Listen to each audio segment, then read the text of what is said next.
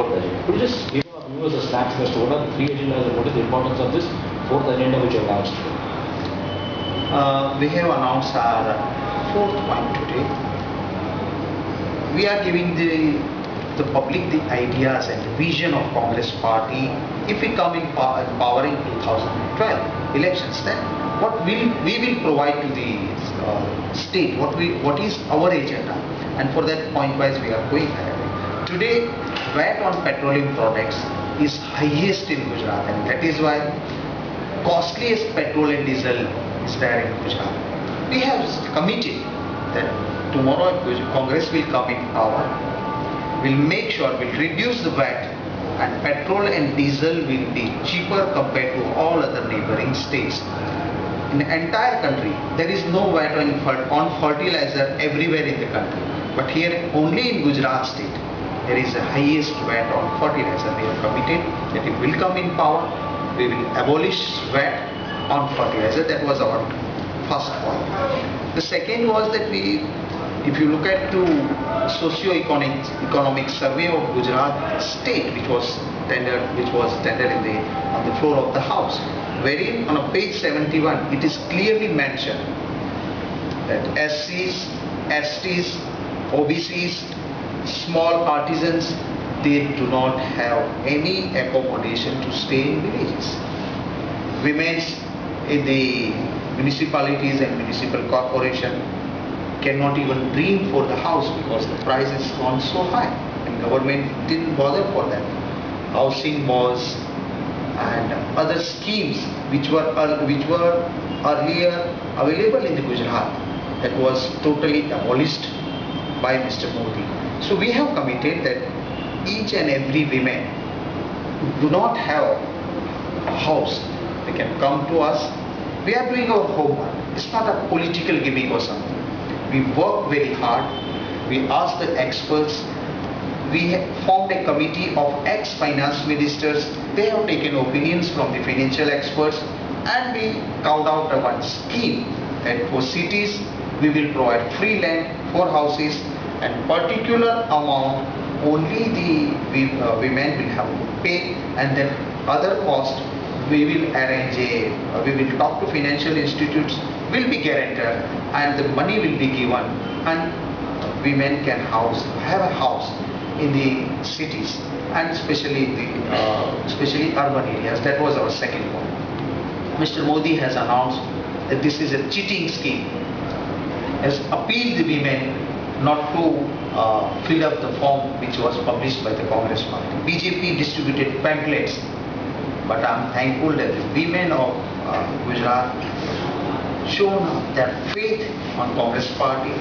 Lakhs of women came forward and filled the forms, waited for hours together, but they have shown the faith in Congress party, and we are also committed that tomorrow we will come in power. We will certainly provide houses in urban area. For rural area, the same demand was there, and it was also our commitment. So today we have announced that in rural area we will provide land, 100 years land to needed women. Thereafter, to construct the house, we will be the mediator.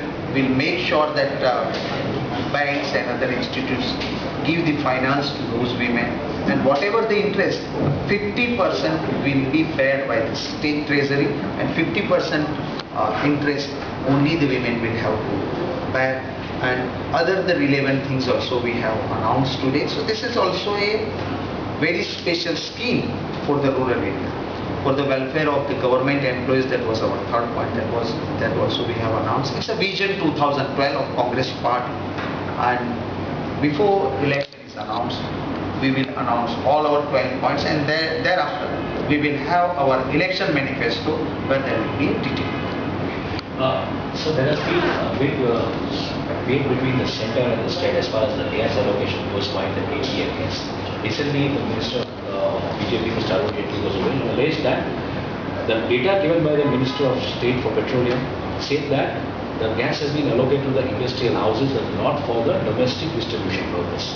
What's your take on this particular statement made by Mr. Jaitley, and why do you feel the domestic gas allocation yet ranks at the fourth in the priority sectors And what's your say? Basically, what would be the agenda? What would be the strategy of Congress on this particular allegation from BJP? Look, Mr. Modi has started a controversy because he is failed on many fronts. So just to divert the attention of the Gujaratis from his failure, he had published one advertisement, and that was anonymous advertisement, and the payment was made from the state of Gujarat, which was telecasted in the vernacular channels, wherein he said that central government is providing gas to Mumbai, central government is providing gas to Delhi, but to Gujarat, just slap. So that is why we were compelled to request our Union Minister, come here and tell us what is the reality. We are thankful to our State Petroleum Minister who came here, gave exact data, and data says that 40% of available gas is given to Gujarat.